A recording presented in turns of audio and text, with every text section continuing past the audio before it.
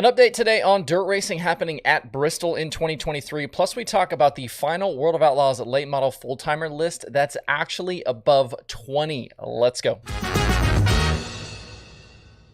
It's Friday, January 20th. I'm Justin Fiedler. This is Dirt Tracker Daily.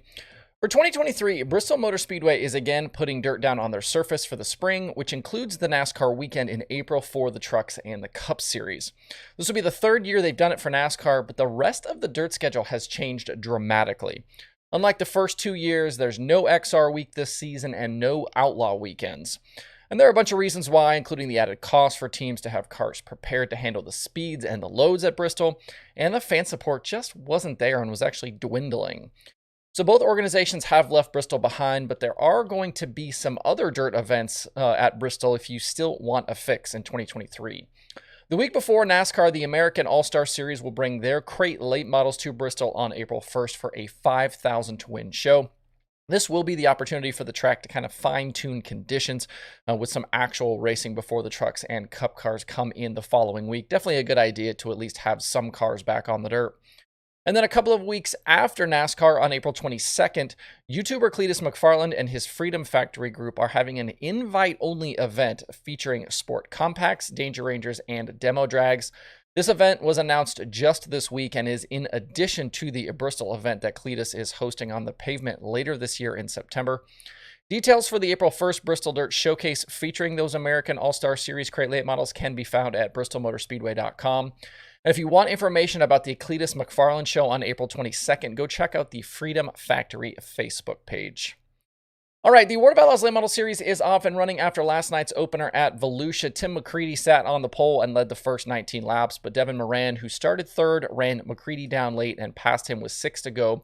That was with a slider into turn 1. It was Moran's 10th career win with the Outlaws and a very nice way to kick off his new deal with Double Down Motorsports.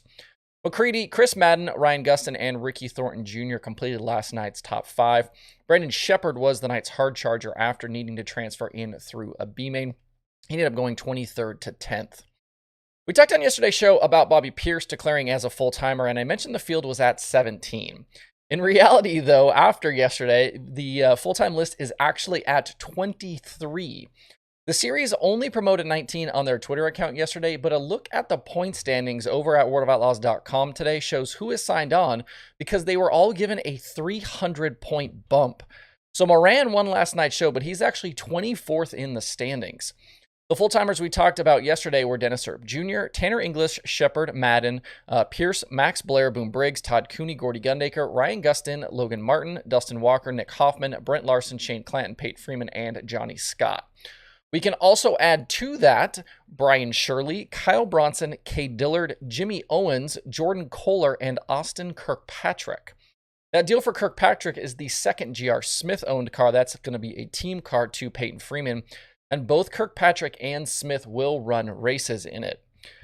Now, obviously, there's not a chance in hell we get all the way to World Finals with 23 full-timers with the World of Outlaws Late Model Series. But in this world of so much late model freedom, this is what you get. In this group, there are clearly a number of them who intend on running the full season, and they're in it for the long haul. Others are going to start the year probably declared with both the Outlaws and Lucas and see where they stand leaving Florida. The first conflict between the two schedules isn't until March 17th, so drivers will have time to figure it out. And then there's others on this list who are just taking advantage of the system to get some tow money and provisionals for a while. Teams do pay a fee to sign on, but the added benefits for full-time status will pay back their investment in just a few nights. At the end of the year, we'll probably be down to 12 or 13 teams because realistically, that's what the system is built to support. Anybody below that line will have a tough time making money.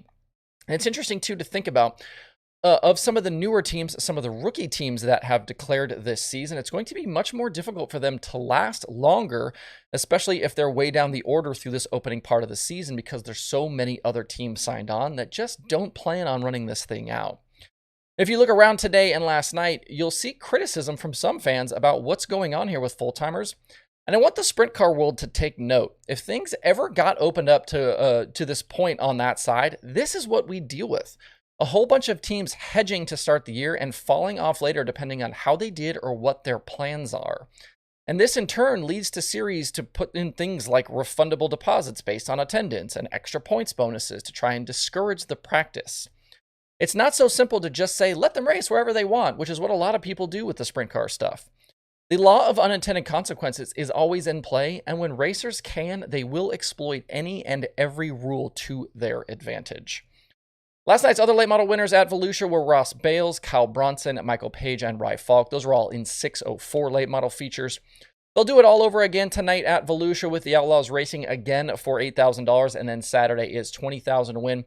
You can either head out to Volusia to watch tonight and tomorrow, or you can tune in live both nights over on Dirt Vision. Before we move on, one more reminder about the sale I'm running at shop.dirttracker.com. All hats and t-shirts are marked down right now. Hats 15, some t-shirts 15, some t-shirts 20. And that will happen through the weekend. I'll probably end the sale on Sunday night, so grab something now before it's over. Shipping and sales tax in the US is still on me, and you can also grab a decal wire there. Sort of like an inventory reduction sale, so we can work towards some fresh merch orders and maybe some new designs. Thanks for supporting this project with your hard-earned money, though. I really appreciate it.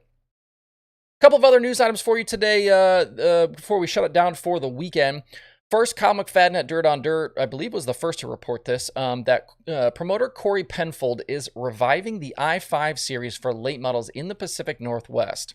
They're planning 8 races at 5 tracks this season, with shows paying $2,000 to win. They'll be at Willamette Speedway, the new dirt-covered Douglas County Speedway in Roseburg, Southern Oregon Speedway, Grace Harbor, and Sunset Speedway Park. Penfold is hoping to grow dirt late model racing more on the West Coast, but we know he's certainly up against it out there. There's just not much of a late model culture on the West Coast. The first race for the series is scheduled for May 28th. Also, congrats to Mike Warren on being named the new announcer for the Super Dirt Car Series. He's taking over for the departing Shane Andrews, and will be in the booth when the big blocks take on Volusia for Dirt Car Nationals. Andrews is on the way out because of extra time needed for his day job, so he just doesn't have the time to dedicate to this series full time. Warren is the current PR guy for the World of Outlaws late model series and has done pit reporting for the SDS, so fans will certainly recognize his voice. Warren will supposedly continue his role with the late model series as well. The streaming schedule continues to ramp up today and through the weekend. Quite a few shows across Dirt Vision, Flow Racing, Speed Sport, Clip Review. If you want to see the full daily streaming schedule with links to watch, visit dirttracker.com/watch tonight. That's it for the show today. Certainly appreciate everybody tuning in all week. Enjoy the dirt racing weekend ahead. We'll be right back here on Monday for more Dirt Tracker Daily.